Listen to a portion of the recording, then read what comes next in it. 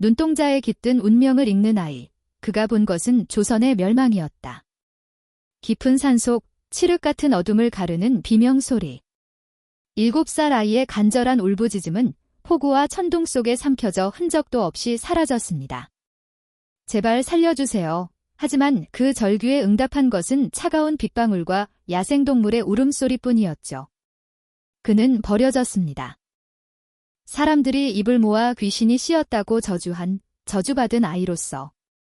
하지만 알고 보니 이 아이는 저주받은 존재가 아니었습니다. 저주를 보는 존재였습니다. 5살의 마을 사람들의 얼굴에 다가올 재앙을 읽어냈고 7살의 권세 가득한 최판서의 이마에 멸문지화의 그림자를 발견했습니다. 그 대가로 얻은 것은 돌멩이와 침뱉음. 그리고 이처럼 죽음의 골짜기로의 추방이었습니다. 그러나 하늘은 그를 가만두지 않았습니다. 눈보라 같은 그날 밤, 한 노인이 기적처럼 그를 발견합니다. 노인이 아이의 얼굴을 빤히 보며 내뱉은 한마디. 이놈의 관상이 예사롭지 않구나. 그 말은 새로운 운명의 시작을 알리는 신호였습니다. 개똥이로 불리던 천한 노비의 아이는 천석이라는 이름을 얻고 산속 은자이자 전설적인 어이였던 노인 문화에서 모든 것을 배웁니다.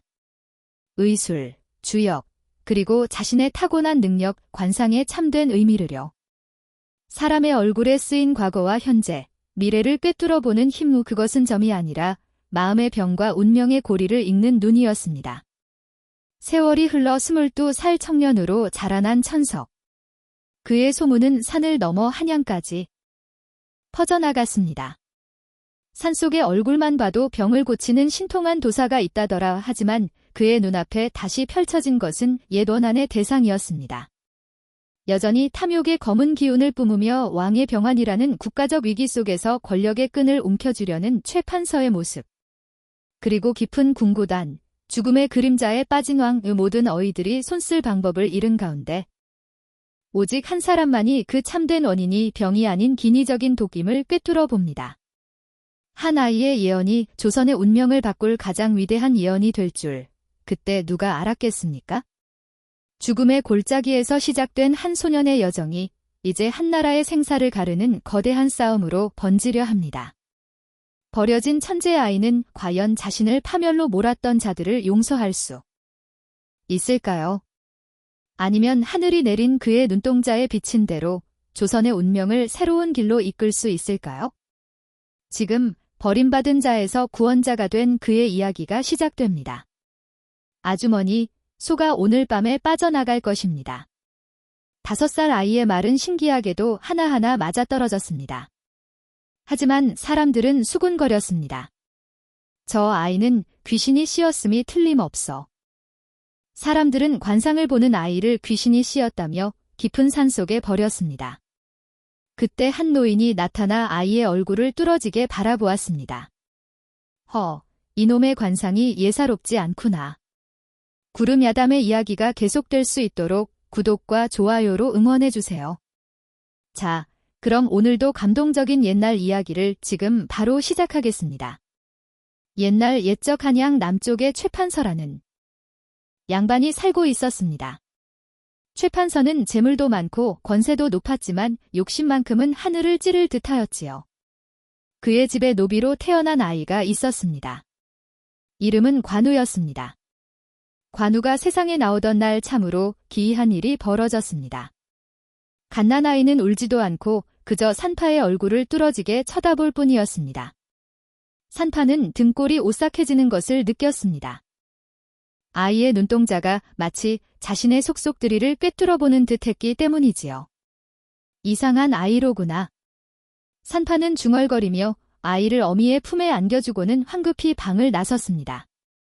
관우의 아버지는 성실한 노비였으나 아이가 돌도 되기 전 마을에 돌던 전염병에 걸려 세상을 떠나고 말았습니다.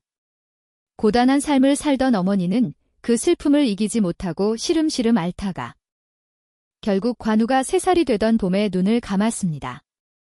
이렇게 관우는 세상에서 가장 외로운 아이가 되었습니다. 세월이 흘러 관우는 5살이 되었습니다. 최판서의 진마구간에서 잠을 자고 부엌에서 남은 밥을 얻어 먹으며 간신히 목숨을 이어가던 아이였지요. 그런데 이 아이에게는 남들과 다른 점이 하나 있었습니다. 사람의 얼굴을 보면 그 사람에게 곧 일어날 일이 선명히 보였던 것입니다.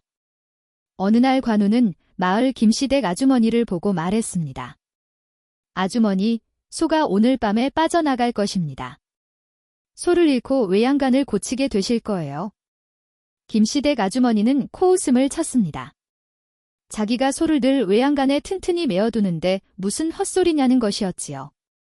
하지만 그날 밤 소가 외양간 문을 들이받고 빠져나가 버렸습니다. 또 어느 날 관우는 박할머니를 보고 말했습니다. 할머니, 장독이 비를 맞으면 깨질 것입니다. 박할머니는 귀찮다는 듯 손을 저었습니다. 하지만 사흘 뒤 소나기가 쏟아졌고 빗물에 젖어 무거워진 나뭇가지가 떨어져 장독을 깨뜨렸습니다. 이런 일이 한두 번이 아니었습니다. 사람들은 처음에는 신기해했으나 점점 관우를 멀리하기 시작했습니다. 재수 없는 놈. 저 아이는 귀신이 씌었음이 틀림없어. 아이들은 관우에게 돌을 던졌고 어른들은 그를 보면 침을 뱉었습니다. 관우는 외로웠지만 자신이 왜 사람들에게 미움을 받는지 알 수가 없었습니다. 관우가 7살이 되던 해 최판서의 생일 잔치가 열렸습니다. 최판서는 욕심이 많기로 한양에서 소문난 양반이었습니다. 백성들의 땅을 빼앗고 뇌물을 받아 재물을 쌓았으며 권세를 부려 온갖 악행을 저질렀습니다. 그런 이의 생일 잔치이니 떡이나 얻어먹으려는 아첨꾼들이 사방에서 모여들었습니다. 대감마님, 천수를 누리실 상이십니다. 대감마님의 은덕으로 저희가 먹고 삽니다. 마당에는 온갖 산해진미가 가득했고 기생들의 노랫소리가 울려 퍼졌습니다. 관우는 심부름을 하느라 잔치상 사이를 이리저리 오가고 있었지요. 그때였습니다. 관우의 눈에 이상한 것이 보였습니다. 높은 자리에 앉아 기름진 음식을 걸걸하게 먹어대는 최판서의 얼굴 뒤로 검은 아지랑이 같은 기운이 피어오르고 있었던 것입니다. 관우는 그 검은 기운이 무엇을 뜻하는지 본능적으로 알 수 있었습니다. 죽음, 그것도 온 집안이 망하는 멸문지화의 기운이었습니다. 아이는 두려움에 떨며 그 자리에 얼어붙었습니다. 최판서의 크게 벌어진 입, 기름으로 번들거리는 얼굴, 그리고 그 뒤로 일렁이는 검은 그림자. 그것은 마치 지옥에서 올라온 귀신 같았습니다. 관우는 겁에 질려 있었지만 누군가에게 이 사실을 알려야 한다고 생각했습니다. 아이는 떨리는 발걸음으로 최판서 앞으로 다가갔습니다. 대감마님. 잔치에 취해 있던 최판서가 아이를 내려다보았습니다. 뭐냐, 이놈아. 관우는 순진하게 자신이 본 것을 말했습니다. 대감마님 얼굴에 죽을 기운이 보입니다. 순간 잔치집이 쥐 죽은 듯 조용해졌습니다. 아첨꾼들의 웃음소리도 기생들의 노랫소리도 끊겼지요. 최판서의 얼굴이 불그락부르락 변했습니다. 자신의 생일 잔치에서, 그것도 온 동네 사람들이 모인 자리에서 죽을 상을 보인다니 이보다 더 큰 모욕이 어디 있겠습니까? 이놈을 당장 끌어내라. 하인들이 관우를 끌고 갔습니다. 최판서는 분노에 떨며 소리쳤습니다. 저 재수없는 놈이 부정을 탔다. 앵마기를 해야 한다. 그날 밤 하늘에서는 장대비가 쏟아졌습니다. 번개가 하늘을 갈랐고 천둥 소리가 산을 뒤흔들었습니다. 최판서의 명을 받은 하인들은 관우를 깊은 산속으로 끌고 갔습니다. 아이는 울부짖었지만 아무도 귀 기울이지 않았지요. 제발 살려주세요. 제발요. 하인들은 짐승굴 앞에 아이를 내던지고는 황급히 산을 내려갔습니다. 칠흑같이 어두운 밤, 폭우가 쏟아지는 산속에 7살 아이가 홀로 남겨졌습니다. 관우는 공포에 떨며 굴 입구에 웅크렸습니다. 차가운 빗물이 온몸을 적셨고 어디선가 짐승의 울음소리가 들려왔습니다. 어머니. 아이는 죽은 어머니를 부르며 결국 기진맥진하여 정신을 잃고 말았습니다. 날이 밝기 전 한 노인이 산길을 걷고 있었습니다. 바로 운제 노인이었지요. 그는 귀한 산삼을 캐러 깊은 산을 찾아 헤매던 중이었습니다. 허허. 이 밤중에 무슨 소리가 들리는구만. 노인은 희미한 신음소리를 따라 걸음을 옮겼습니다. 그리고 굴 앞에 쓰러져 있는 아이를 발견했습니다. 이런. 노인은 재빨리 아이를 안아 올렸습니다. 온몸이 얼음장처럼 차가웠고 숨은 끊어질 듯 하였습니다. 노인은 품에서 약주머니를 꺼내 아이의 입에 환약을 넣어 주었습니다. 한참이 지나자 관우가 천천히 눈을 떴습니다. 노인은 아이의 맥을 짚어보고는 눈을 크게 떴습니다. 허허, 이놈의 관상이 예사롭지 않구나. 노인은 아이의 얼굴을 자세히 살폈습니다. 애끓는 슬픔이 가득했지만 그 너머로 보이는 기운은 범상치 않았습니다. 살아난 놈은 사는 법이지. 자, 일어나거라. 이 늙은이를 따라오라. 관우는 정신도 제대로 차리지 못한 채 노인의 손을 잡고 일어섰습니다. 그렇게 아이는 새로운 운명을 향해 첫걸음을 내디뎠습니다. 운제 노인은 관우를 자신의 초막으로 데려왔습니다. 산속 깊은 곳에 자리 잡은 작은 집이었지만 약초와 책들이 가득했습니다. 내 이름이 무엇이냐? 관우라고 합니다. 노인은 고개를 저었습니다. 그런 이름은 이제 버려라. 오늘부터 너는 천석이다. 하늘이 내린 빛. 천석이라는 뜻이지. 관우, 아니 이제 천석이 된 아이는 영문도 모른 채 고개를 끄덕였습니다. 운제 노인은 과거 내의원에서 수석 어의를 지낸 인물이었습니다. 하지만 권신들의 모함으로 억울하게 쫓겨나 산속에 은거하며 살고 있었지요. 천석아, 잘 들어라. 관상은 점을 치는 것이 아니다. 사람의 오장육부와 마음의 병을 읽는 것이지. 노인은 의술과 주역, 관상학을 접목하여 가르쳤습니다. 천석은 스펀지처럼 모든 것을 흡수했습니다. 아이가 가진 특별한 능력은 바로 이 배움을 통해 더욱 정교하게 다듬어졌습니다. 사람의 얼굴에는 그 사람의 과거와 현재, 그리고 미래가 모두 담겨 있다. 하지만 그것을 악용해서는 안 된다. 오직 사람을 살리는 데에만 써야 하느니라. 천석은 스승의 말씀을 가슴 깊이 새겼습니다. 밤이면 촛불을 켜고 의서를 읽었고, 낮이면 스승을 따라 산을 오르며 약초를 배웠습니다. 세월은 물 흐르듯 지나갔습니다. 7살 어린아이였던 천석은 어느덧 22살 청년으로 자랐습니다. 무려 15년의 세월이 흐른 것이지요. 천석은 낮에는 약초를 캐고 밤에는 등불을 밝혀 공부했습니다. 스승의 가르침은 깊고도 넓었습니다. 의술뿐만 아니라 천문, 지리, 주역, 그리고 사람의 마음을 읽는 법까지 모두 익혔습니다. 원망하는 마음을 품으면 안 된다. 어느 날 저녁, 천석이 어린 시절 자신을 버린 최판서를 떠올리며 주먹을 쥐고 있을 때였습니다. 운제 노인이 조용히 말했습니다. 원망은 독과 같아서 자신의 마음을 먼저 썩게 한다. 그 원망이 내 눈을 흐리게 하면 너는 진실을 볼 수 없게 되느니라. 천석은 고개를 숙였습니다. 하오나 스승님, 저를 죽이려 했던 그 자를 용서할 수 없습니다. 복수는 하늘이 한다. 내가 할 일은 내 능력으로 더 많은 사람을 살리는 것이다. 그것이 진정한 승리이니라. 노인의 말씀은 언제나 깊은 울림을 주었습니다. 천석은 복수심을 접고 대신 더욱 열심히 공부했습니다. 봄에는 산나물을 뜯고 여름에는 약초를 말렸으며 가을에는 산삼을 캐고 겨울에는 책을 읽었습니다.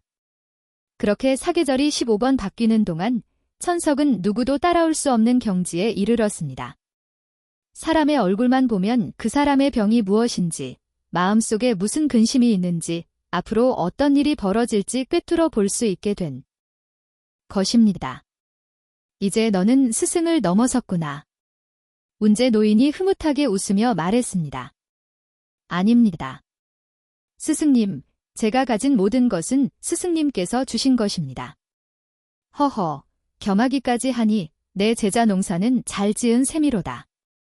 22살이 된 천석은 이따금 산을 내려가 장터에서 약재를 팔았습니다. 스승이 필요로 하는 물품을 구하기 위해서였지요. 어느 봄날, 장터는 사람들로 북적였습니다. 그런데 갑자기 고함 소리가 들려왔습니다. 도둑이야. 저 과부년이 내 돈을 훔쳐갔어. 한 상인이 젊은 과부를 가리키며 소리쳤습니다. 과부는 울먹이며 억울함을 호소했습니다. 아닙니다. 저는 훔친 적이 없습니다. 하지만 사람들은 과부를 의심의 눈초리로 바라보았습니다. 천석은 그 광경을 지켜보다가 상인과 과부의 얼굴을 번갈아 살폈습니다. 상인의 얼굴에는 붉은 기운이 돌고 있었고 눈동자가 불안하게 흔들렸습니다. 반면 과부의 얼굴에는 억울함과 슬픔만이 가득했지요. 천석은 상인 앞으로 다가갔습니다. 잠깐만 기다리십시오. 누구냐, 너는? 천석은 상인의 눈을 똑바로 바라보았습니다. 당신 얼굴에 거짓이 가득합니다. 돈은 당신 품속에 있지? 않습니까? 상인은 화들짝 놀라며 뒷걸음질 쳤습니다. 무슨 헛소리를? 당신은 지금 이 과부에게 돈을 돌려받으려는 것이 아니라 빌려준 돈을 갚으라고 닥달하다가 꾀를 낸 것입니다. 도둑으로 몰아 관가에 끌고 가면 겁에 질린 이 여인이 집이라도 팔아 돈을 갚을 거라 생각한 것이지요. 사람들이 웅성거렸습니다. 상인의 얼굴은 창백해졌습니다. 자, 품을 뒤져보십시오. 돈이 나올 것입니다. 결국 상인의 품에서 돈이 나왔고 사람들은 환호했습니다. 과부는 눈물을 흘리며 천석에게 절을 올렸습니다. 그날 이후 장터 사람들은 천석을 젊은 도사라 불렀습니다. 천석의 소문은 순식간에 퍼져나갔습니다. 장터를 넘어 마을로, 마을을 넘어 읍으로, 읍을 넘어 한양까지 소문이 퍼졌지요. 산속에 신통한 젊은이가 있다더군. 사람 얼굴만 봐도 병을 고친다던데. 한양의 양반들이 하나둘 찾아오기 시작했습니다. 어떤 이는 말을 타고 왔고 어떤 이는 가마를 메고 왔습니다. 그런데 천석의 태도는 예사롭지 않았습니다. 비단옷을 입고 돈주머니를 잔뜩 들고 온 탐관오리가 찾아오면 천석은 문전박대했습니다. 돌아가십시오. 뭐라고? 내가 누군지 아느냐? 압니다. 백성의 고혈을 빨아먹는 탐관오리시지요. 당신 얼굴에는 욕심이 덕지덕지 붙어 있어 볼 게 없습니다. 양반은 화를 내며 돌아갔지만 천석은 개의치 않았습니다. 반면 병든 노모를 업고 찾아온 가난한 효자에게는 천석이 먼저 달려갔습니다. 어서 오십시오. 노모를 이리 눕히시지요. 천석은 노모의 맥을 짚고 얼굴을 살펴본 뒤 말했습니다. 오래된 냉병이십니다. 걱정 마십시오. 약을 지어드리겠습니다. 천석은 직접 약초를 다려 노모에게 먹였습니다. 효자가 돈을 내려 하자 천석은 손사래를 쳤습니다. 어머니를 살리려는 그 마음이 이미 값진 것입니다. 돈은 필요 없습니다. 이런 일이 반복되자 백성들 사이에서 천석은 살아있는 부처라 불렸습니다. 어느 날 운제 노인이 천석에게 말했습니다. 천석아, 내가 가진 능력은 하늘이 준 선물이다. 하지만 그 선물을 어떻게 쓰느냐는 내 마음에 달려있지? 마음이 고와야 관상도 곱게 핀다는 것을 잊지 마라. 명심하겠습니다. 스승님. 천석은 더욱 겸손하게, 더욱 따뜻하게 사람들을 대했습니다. 그의 명성은 날로 높아져 갔습니다. 천석이 25살이 되던 해 노인이 말했습니다. 천석아, 이제 한양으로 가보라. 내 능력이 필요한 곳은 산속이 아니라 사람들이 사는 곳이다. 천석은 고개를 저었습니다. 스승님을 두고 어찌 갑니까? 스승님께서 필요로 하시는데 제가 어찌 떠날 수 있겠습니까? 허허, 이 늙은이는 여기 산에 묻힐 몸이다. 너는 세상으로 나가 더 많은 이들을 구해야 하느니라. 노인의 목소리에는 단호함이 담겨 있었습니다. 천석은 스승의 뜻을 거역할 수 없었습니다. 며칠 뒤 천석은 보따리를 꾸려 한양으로 향했습니다. 산을 내려오는 길 뒤를 돌아보았습니다. 초막에 서 있는 스승의 모습이 점점 작아져 갔습니다. 한양에 도착한 천석은 성문 앞에서 화려한 행렬을 목격했습니다. 50명의 하인들이 가마를 메고 지나가는데 그 위풍이 대단했습니다. 길을 가던 백성들은 모두 고개를 숙이고 비켜섰습니다. 저게 누구냐? 천석이 옆 사람에게 물었습니다. 최판서 대감 행차시다. 비키시오. 얼른 비키지 못하겠소? 그 순간 천석의 심장이 철렁 내려앉았습니다. 최판서. 18년 전 자신을 산속에 버려 죽게 만들려 했던 바로 그 사람이었습니다. 가마에 발이 살짝 겉였고 안에 앉은 노인의 얼굴이 보였습니다. 65살이 된 최판서는 더욱 살이 쪄서 돼지처럼 보였고 얼굴에는 탐욕이 가득했습니다.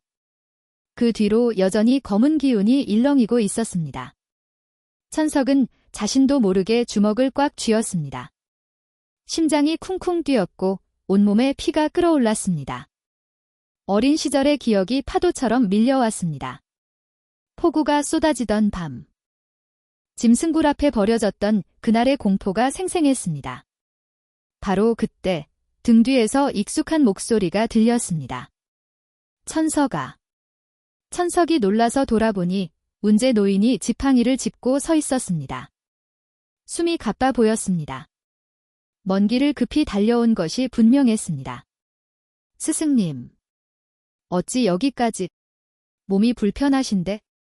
내 마음이 흔들릴까 따라왔느니라. 노인은 천석의 어깨에 손을 얹었습니다. 천석아, 잘 들어라. 썩은 고름은 저절로 터질 때를 기다려야 한다. 내가 성급하게 칼을 대면 오히려 내가 다칠 수 있느니라. 복수는 하늘이 하는 것이다.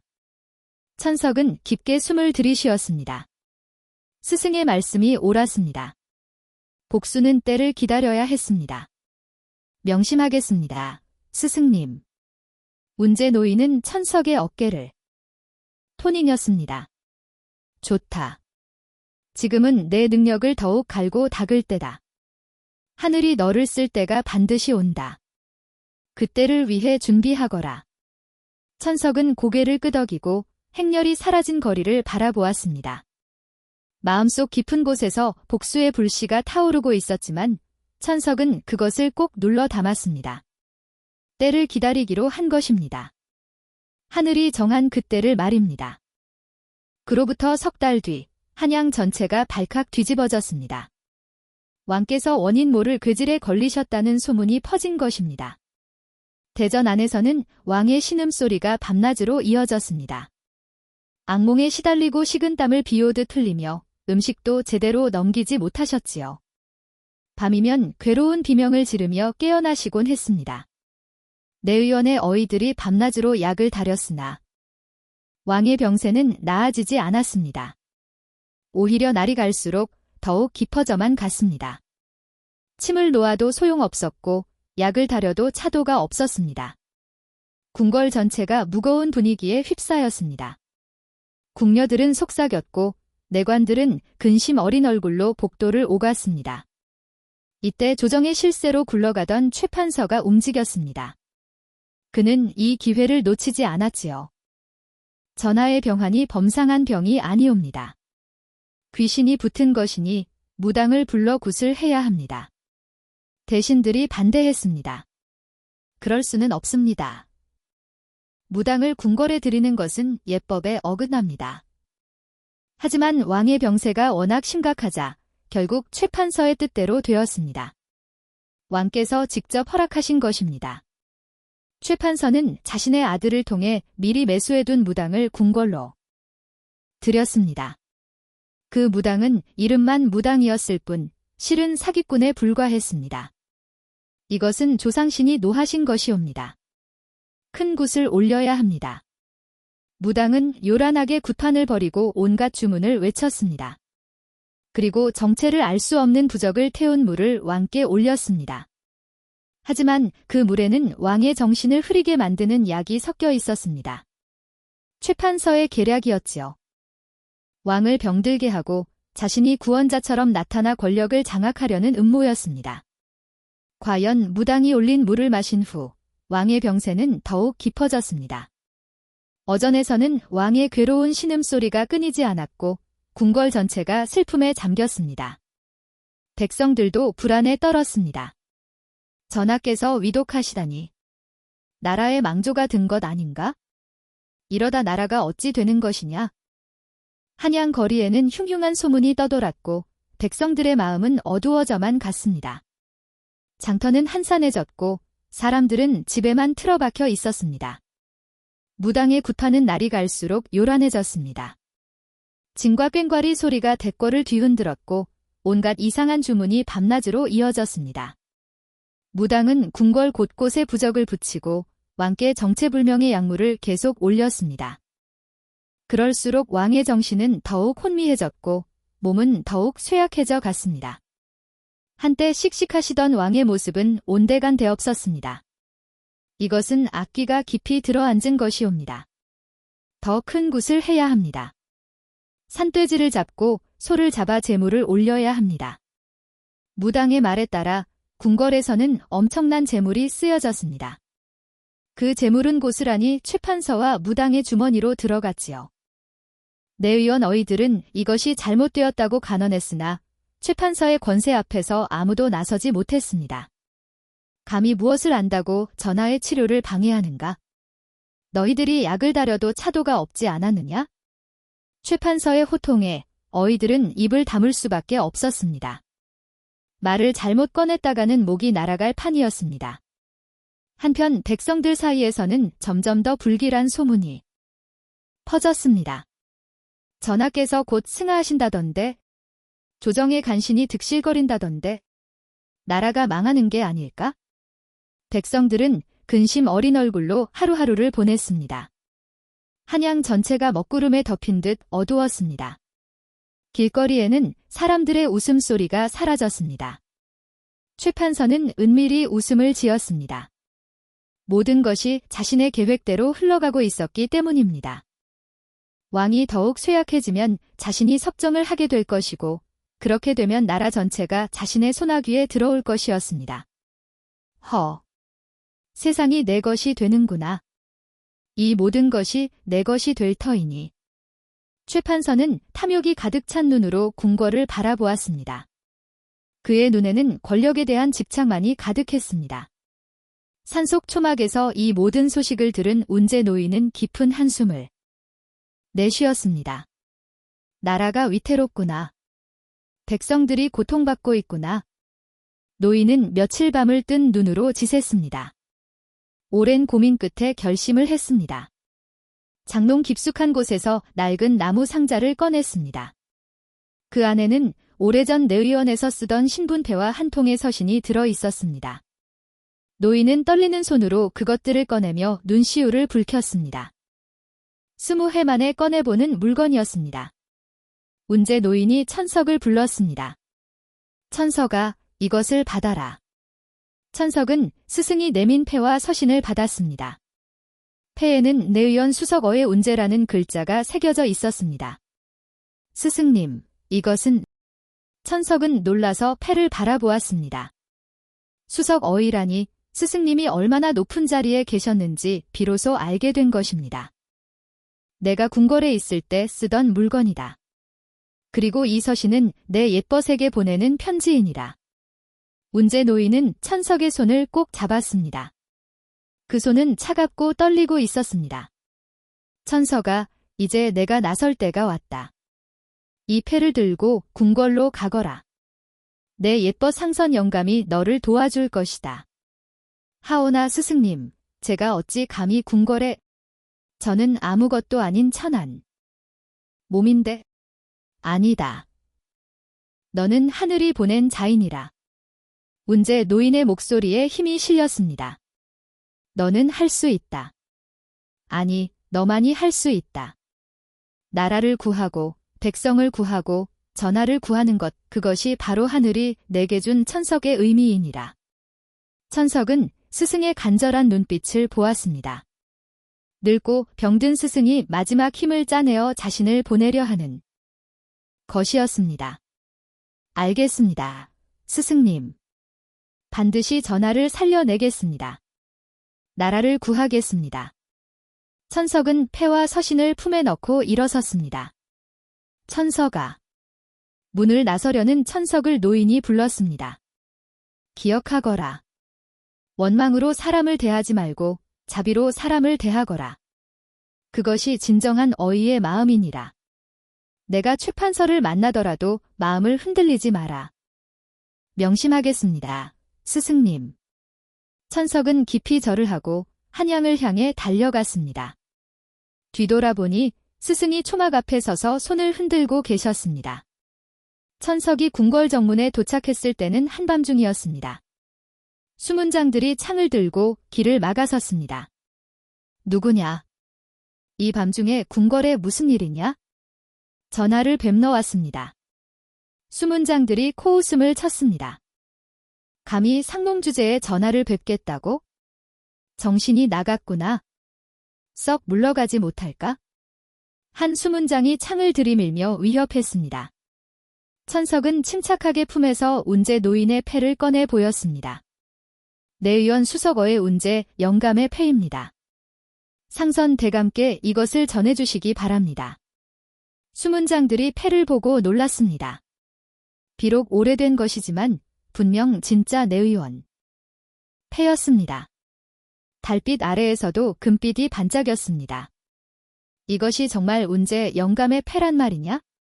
운제 영감은 20년 전에 잠깐 기다려라. 한 수문장이 황급히 안으로 뛰어 들어갔습니다. 얼마 지나지 않아 백발의 노인이 허덕허덕 달려나왔습니다. 바로 상선이었습니다. 상선은 패를 보자마자 눈이 휘둥그레졌습니다. 그 손으로 패를 받아들고 자세히 살펴보았습니다. 이것이 어찌? 이 패가 정말 여기에? 운제형은 어디 계시냐? 살아 계신 것이냐?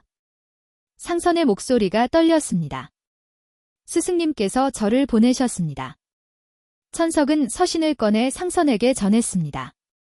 상선은 서신을 읽더니 눈시울을 붉혔습니다. 오랜 벗의 글씨를 보는 것만으로도 감회가 남달랐던 것입니다. 운제형께서 아직 살아 계시다니. 그리고 자네가 그분의 제자란 말인가? 정말 그분의 제자란 말인가? 그렇습니다. 상선은 천석의 손을 꼭 잡았습니다. 어서 오게. 전하께서 위독하시다. 자네가 아니면 안 되네. 어서 서둘러야 하네. 상선의 안내로 천석은 궁궐 안으로 들어갔습니다. 깊은 밤, 궁궐 안은 쥐 죽은 듯 조용했지만 어전에서만 희미한 불빛이 새어나왔습니다. 천석이 어전 밖에 도착했을 때 무당이 막 나오는 참이었습니다. 오늘도 큰 굿을 올렸으니 내일이면 차도가 있을 것이옵니다. 무당은 거짓말을 늘어놓으며 나갔습니다. 그 얼굴에는 교활한 웃음이 서려 있었습니다. 천석은 그 무당의 얼굴을 보았습니다. 얼굴에는 거짓과 탐욕이 가득했습니다. 눈동자는 흔들리고 입가에는 음흉한 기운이 돌았습니다. 저자는 사기꾼입니다. 천석의 단호한 말에 상선이 고개를 끄덕였습니다. 나도 그렇게 생각하네. 하지만 최판서의 권세가 워낙 커서 아무도 감히 입을 열지 못하네. 걱정 마십시오. 제가 전하를 살려내겠습니다. 천석은 어전으로 들어갔습니다. 어전 안은 온갖 부적과 이상한 물건들로 가득했습니다. 침상에 누운 왕의 얼굴은 헬쑥했고 숨소리는 가늘게 이어지고 있었습니다. 한때 위엄있던 왕의 모습은 찾아볼 수 없었습니다. 천석은 침상 곁에 무릎을 꿇고 왕의 얼굴을 자세히 살폈습니다. 맥을 짚지도 않고 그저 얼굴만 보았습니다. 눈, 코, 입, 귀, 이마의 주름, 뺨의 빛깔, 모든 것을 꼼꼼히 살폈습니다. 한참을 그렇게 지켜보던 천석이 입을 열었습니다. 전하, 이것은 병이 아니옵니다. 희미하게 눈을 뜬 왕이 천석을 바라보았습니다. 그 눈빛에는 고통과 절망이 가득했습니다. 그럼 무엇이냐? 어찌 이리 괴롭단 말이냐? 화가 쌓여 독이 된 것이옵니다. 전하께서 마음속에 품으신 근심과 분노, 그것이 오장육부를 태우고 있사옵니다. 천석은 침착하게 말을 이었습니다. 더욱이 전하께서 드신 부정한 물에는 정신을 흐리게 하는 독약이 섞여 있었사옵니다. 이는 병이 아니라 사람이 만든 화근이옵니다. 왕의 눈에 놀람이 어렸습니다. 그리고 분노가 타올랐습니다. 그렇다면 누가 감히 과인을? 곁에 있는 간신들이 전하의 눈과 귀를 막았습니다. 그들이 바친 거짓된 말과 독이 든 약이 전하를 이 지경으로 만든 것이옵니다.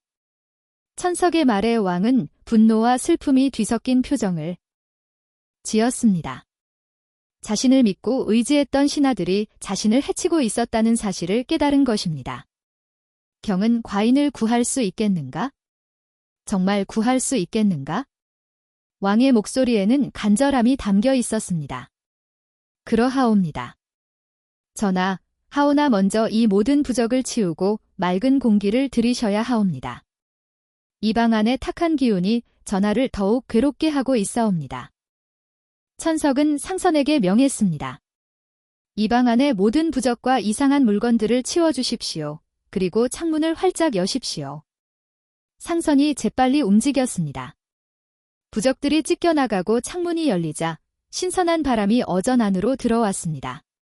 달빛도 함께 들어와 방 안을 은은하게 밝혔습니다. 천석은 품에서 약재를 꺼내 직접 다리기 시작했습니다. 그리고 정성껏 다린 약을 왕께 올렸습니다. 저의 이 약은 독을 풀고 화를 내리는 약이옵니다. 시옵소서. 왕은 천석의 눈을 보았습니다. 그 눈에는 거짓이 없었고 오직 진심만이 담겨 있었습니다. 왕은 오랜만에 믿을 수 있는 사람을 본 것입니다. 왕은 천천히 약을 드셨습니다. 그리고 처음으로 편안한 잠에 들었습니다. 악몽도 나타나지 않았습니다. 다음 날 아침 왕의 안색이 조금 돌아왔습니다. 편안히 주무신 효과를 본 것입니다. 밤새 편안히 주무신 왕은 한결 나아 보였습니다. 하지만 천석은 여기서 멈추지 않았습니다. 진짜 범인을 찾아내야 했습니다. 독을 탄 자를 찾아내지 않으면 다시 같은 일이 벌어질 것이기 때문입니다. 상선대감, 전하를 모시는 궁녀와 내관들을 모두 이곳으로 불러 주십시오. 상선의 명으로 10명 남짓한 궁녀와 내관들이 어전 밖에 모였습니다. 모두들 불안한 표정이었습니다. 천석은 그들의 얼굴을 하나하나 살폈습니다. 대부분은 걱정과 두려움만이 가득한 얼굴이었습니다. 진심으로 전하를 걱정하는 마음이 보였습니다. 하지만 한 젊은 궁녀의 얼굴만은 달랐습니다. 얼굴빛이 헬쑥했고 눈동자가 불안하게 흔들렸습니다. 입술은 파랗게 질려 있었습니다. 천석이 그 궁녀 앞으로 다가갔습니다. 궁녀는 더욱 떨기 시작했습니다. 너의 얼굴에 주인을 배신한 공포가 서려 있구나. 궁녀는 화들짝 놀라며 고개를 떨구었습니다. 아니옵니다. 저는 아무것도. 내 손이 떨리고 입술이 파랗게 질려 있다. 이마에는 식은땀이 맺혀 있구나. 내가 전하께 독약을 탄 것이 아니냐? 결국 궁녀는 무릎을 꿇으며 울음을 터뜨렸습니다. 다리에 힘이 풀려 주저앉고 말았습니다. 용서하옵소서. 저는 시킨 대로만 했을 뿐이옵니다. 저도 어쩔 수 없었사옵니다. 누가 시켰느냐? 누가 너에게 그런 짓을 시켰느냐? 천석의 목소리는 엄하면서도 어딘가 온화함이 담겨 있었습니다. 최판서 대감 옵니다. 대감께서 저희 가족을 인질로 잡고 전하께 드리는 약에 가루를 타라고 하셨습니다. 안 하면 가족을 모두 죽인다고? 궁녀는 흐느끼며 말했습니다. 진실이 드러나는 순간이었습니다. 상선과 주변의 신하들은 경악했습니다. 모두들 최판서의 악행에 치를 떨었습니다. 천석은 왕께 아뢰었습니다. 전하, 최판서가 바로 이 모든 일의 주모자이옵니다. 전하를 독살하려 한 역적이옵니다. 소식을 들은 최판서는 경악했습니다. 완벽하다고 생각했던 계획이 무너지기 시작한 것입니다. 안 돼. 이대로 끝날 수는 없어. 절대 안 돼. 최판서는 사병들을 풀어 천석을 없애려 했습니다. 한밤중 수십 명의 자객들이 궁궐로 들이닥쳤습니다. 칼을 빼든 채 어전을 향해 달려왔습니다. 하지만 상선이 이미 왕명을 받아 금군을 배치해둔 터였습니다. 자객들은 금군에게 제압되었고 최판서는 궁지에 몰렸습니다. 이튿날 아침 최판서는 어전으로 끌려왔습니다. 왕 앞에 꿇어앉은 최판서는 여전히 벌학했습니다. 전하는 억울하옵니다. 저 자는 사기꾼이옵니다. 어디서 온지도 모르는 자의 말을 어찌 믿으시옵니까? 그때 천석이 최판서 앞으로 걸어갔습니다. 그리고 조용히 말했습니다. 대감. 18년 전 산속에 버려진 그 아이를 기억하십니까? 최판서의 얼굴이 새하얗게 질렸습니다. 그 순간 과거의 기억이 스쳐 지나갔습니다. 너는 설마 그때 그렇습니다. 제가 바로 그 아이입니다. 최판서는 믿을 수 없다는 표정으로 천석을 바라보았습니다. 죽은 줄 알았던 그 아이가 살아서 돌아온 것입니다. 그것도 자신을 파멸로 몰아넣는 자로. 말입니다. 그때 대감께서는 저를 죽음의 산에 버렸습니다. 하지만 하늘은 저를 살려주셨습니다. 그리고 오늘 하늘은 대감의 죄를 밝히 하셨습니다. 천석은 왕께 아뢰었습니다. 전하, 최판서는 18년 전부터 온갖 악행을 저질렀사옵니다. 백성의 땅을 빼앗고 뇌물을 받았으며 심지어 7살 아이를 죽이려 하였사옵니다. 왕의 얼굴에 노기가 가득했습니다. 최판서, 경의 죄목이 이토록 많느냐? 과인을 독살하려 했을 뿐 아니라 어린아이까지. 최판서는 땅바닥에 엎드려 용서를 빌었습니다. 하지만 이미 늦었습니다. 바로 그때 최판서의 아들이 급히 어전으로 들어왔습니다. 그 손에는 두툼한 장부가 들려 있었습니다. 전하는 아버지의 비리를 고발하러 왔사옵니다. 최판서는 믿을 수 없다는 표정으로 아들을 바라보았습니다. 자신이 그토록 아끼던 아들이 자신을 배신하는 것이었습니다. 이놈. 내가 감히 내가 내 아들이냐? 아들은 아버지를 외면하고 왕께 장부를 바쳤습니다. 이 장부에는 아버지가 지금껏 저지른 모든 비리가 기록되어 있사옵니다. 뇌물, 횡령, 토지 강탈. 모든 증거가 여기 있사옵니다. 왕이 장부를 펼쳐보았습니다. 그 안에는 최판서의 죄악이 빼곡히 적혀 있었습니다. 얼마나 많은 백성을 괴롭혔는지 그 기록이 끝이 없었습니다. 아버지가 시켜서 한 일입니다. 저는 아무 잘못이 없사옵니다. 저는 그저 시키는 대로 했을 뿐이옵니다. 아들의 말에 최판서는 피를 토하듯 외쳤습니다. 이 불효자식아. 내가 내 아들이냐? 그동안 누린 부와 영화가 다 누구 덕이었느냐? 하지만 아들은 끝까지 외면했습니다. 자기만 살겠다고 아비를 배신한 것입니다. 최판서는 허탈하게 웃었습니다. 그리고 주저앉으며 중얼거렸습니다. 내 자식 농사가 망했군. 내가 심은 대로 거두는군. 탐욕을 심었더니 배신을 거두는구나. 천석은 그 모습을 조용히 지켜보았습니다. 탐욕으로 점철된 삶의 끝은 이토록 비참했습니다. 며칠 뒤 조정에서는 최판서의 죄를 심리하는 자리가 열렸습니다. 증거는 명백했고 증인도 넘쳐났습니다. 최판서에게 땅을 빼앗긴 백성들, 뇌물을 강요당한 관리들, 그리고 가족을 인질로 잡힌 그 궁녀까지 모두가 최판서의 악행을 증언했습니다. 하나같이 눈물을 흘리며 억울함을 토로했습니다. 한 백성은 이렇게 말했습니다. 조상대대로 물려받은 땅을 빼앗기고 집안이 풍비박산 났사옵니다. 또 다른 백성은 흐느꼈습니다. 어린 딸을 팔아야 했사옵니다. 최판서가 곡식을 모두 빼앗아 갔기 때문이옵니다. 왕은 최판서에게 사형을 선고했습니다. 경은 나라의 신하로서 백성을 돌봐야 할 자리에 있었으나 오히려 백성을 수탈하고 과인을 해하려 했다. 이는 용서할 수 없는 대역죄인이니라. 최판서는 형장으로 끌려갔습니다. 한때 한양에서 가장 권세 있던 양반이 이제는 죄인의 몸으로 끌려가는 것이었습니다. 길거리에 모인 백성들은 돌을 던지며 욕을 퍼부었습니다. 형장으로 가는 길, 최판서는 천석을 보았습니다. 천석은 조용히 서서 그를 바라보고 있었습니다. 경은 과인의 원수를 갚으려 하지 않는가? 최판서가 물었습니다. 천석은 고개를 저었습니다. 원수를 갚는 것은 제 일이 아니옵니다. 하늘이 대감을 심판하는 것이지요. 천석은 최판서에게 한 걸음 다가가 말했습니다. 대감, 재물은 산처럼 쌓았으나 갈 때는 빈손이군요. 부디 저승에서는 베풀며 사십시오. 최판서는 그제야 회한의 눈물을 흘렸습니다.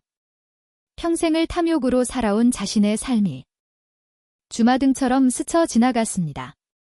재물을 모으느라 정작 사람을 얻지 못했고 권세를 누리느라 정작 행복을 누리지 못했습니다. 아들마저 자신을 배신했으니 그가 쌓은 것은 재물이 아니라 허무였던 것입니다. 공술의 공수거. 빈손으로 왔다가 빈손으로 가는군. 평생을 헛되이 살았군. 최판서는 고개를 떨구며 형장으로 걸어갔습니다. 그 뒷모습은 처량하기 그지없었습니다. 한편 최판서의 아들은 아버지의 재산을 차지하려 했으나 왕은 그 재산을 모두 몰수하여 백성들에게 돌려주라 명했습니다. 아비를 배신한 자식에게 무슨 재물을 주겠느냐? 그 재물은 모두 백성에게서 빼앗은 것이니 백성에게 돌려주어라. 결국 최판서의 아들도 빈털터리가 되어 한양을 떠나야 했습니다. 탐욕의 대가는 이렇게 처절했습니다. 그 역시 아버지가 심은 씨앗을 거두게 된 것입니다. 왕은 천석의 치료를 받으며 날로 건강을 되찾았습니다. 얼굴에 생기가 돌고 식욕도 돌아왔으며 악몽도 사라졌습니다. 한 달 전에 초췌한 모습은 찾아볼 수 없었습니다. 한 달이 지나자 왕은 완전히 회복되었습니다. 조정 대신들은 모두 기뻐했고 백성들도 안도의 한숨을 내쉬었습니다. 한양 거리에는 다시 웃음소리가 돌아왔습니다. 왕은 천석을 불러 큰 상을 내리려 했습니다. 경은 과인의 목숨을 구했을 뿐 아니라 나라를 위기에서 구했도다. 정일품 벼슬을 내리고 한양의 큰 기와 집을 하사하겠노라. 원하는 것이 있으면 무엇이든 말하거라. 하지만 천석은 정중히 고개를 숙이며 거절했습니다. 전하, 황송하오나 벼슬도 집도 원치 않사옵니다. 왕은 놀랐습니다. 누구나 탐낼 벼슬과 재물을 거절하다니 믿을 수 없는 일이었습니다. 무엇 때문인가? 경이 원하는 것이 무엇이든 들어주겠노라. 금은보화든 땅이든 무엇이든 말하거라. 천석은 환하게 웃으며 대답했습니다. 전하, 세상 모든 사람의 얼굴이 신의 스승이옵니다. 그리고 자연이 신의 집이옵니다. 신은 궁궐이 아니라 백성들 곁에서 살고 싶사옵니다. 왕은 천석의 말에 깊이 감동했습니다. 이토록 청렴한 신하를 본 적이 없었기 때문입니다. 경은 진정한 어이로다. 좋다. 그렇다면 경이 가는 곳마다 과인의 축복이 함께하기를 바라노라. 왕은 천석에게 금으로 된 어의 패를 하사했습니다. 이 패를 가지고 있으면 전국 어디서든 관하에 도움을 받을 수 있을 것이다. 그리고 백성을 살리는 데 쓰거라. 이것이 과인이 경에게 줄 수 있는 최소한의 은혜이니라. 천석은 깊이 절하며 패를 받았습니다. 그 패에는 왕의 어보가 새겨져 있었습니다. 천석은 한양을 떠나 산속 초막으로 돌아갔습니다. 운제 노인은 제자가 무사히 돌아온 것을 보고 기뻐하며 눈물을 흘렸습니다. 잘했다. 정말 잘했군. 내가 해냈군. 노인의 목소리는 떨리고 있었습니다. 스승님 덕분이옵니다. 스승님께서 저를 살려주시고 가르쳐주신 덕분이옵니다. 두 사람은 다시 산속에서 평화로운 나날을 보냈습니다. 하지만 천석은 가만히 있지 않았습니다. 마을마다 찾아다니며 병든 이들을 치료해주고 억울한 일을 당한 이들을 도와주었습니다. 천석의 명성은 날로 높아져 사람들은 그를 살아있는 부처라 불렀습니다. 어느 봄날 왕이 다시 천석을 불렀습니다. 경에게 꼭 주고 싶은 것이 있노라. 하지만 천석은 또다시 정중히 거절했습니다. 전하, 신은 이미 충분히 받았사옵니다. 전하께서 건강하시고 백성이 평안하면 그것이 신에게는 가장 큰 상이옵니다. 왕은 천석의 손을 꼭 잡았습니다. 경 같은 신하가 있어 과인은 행복하오. 경이야말로 진정한 충신이로다. 며칠 뒤 천석은 늙은 스승 운제 노인을 부축하며 다시 산으로 돌아갔습니다. 서양이 붉게 물드는 길 위에서 천석은 보따리를 메고 스승의 팔을 잡았습니다. 노인은 지팡이를 짚고 천천히 걸었습니다. 스승님, 어디로 가실까요? 어디든 좋다. 우리가 필요한 곳이면 되느니라. 아픈 이들이 있는 곳, 괴로운 이들이 있는 곳이라면 어디든지 말이니라. 두 사람의 뒷모습이 저 멀리 산 너머로 사라져 갔습니다. 그 뒷모습은 평화롭고도 따뜻했습니다. 노을빛이 두 사람을 감싸 안았습니다. 세상에는 여전히 아픈 사람들이 많았고 억울한 일을 당하는 사람들이 많았습니다. 하지만 천석이 있는 한 그들에게는 희망이 있었습니다. 옛말에 이런 말이 있습니다. 하늘은 스스로 돕는 자를 돕는다고 말이지요. 천석은 자신에게 주어진 능력을 원망이 아닌 사랑으로 사용했습니다. 그래서 하늘도 그를 도왔고 사람들도 그를 따랐습니다. 여러분도 어려움이 닥쳤을 때 원망하기보다는 그 어려움을 이겨낼 방법을 찾으시기 바랍니다. 그리고 자신이 가진 것을 남과 나누시기 바랍니다. 그것이 바로 진정한 행복으로 가는 길이니까요. 다음 영상을 빠르게 만나보시려면 좋아요와 구독을 눌러주세요. 지금 화면에 나오는 구름야담의 더 재미있는 영상들도 함께 해주세요.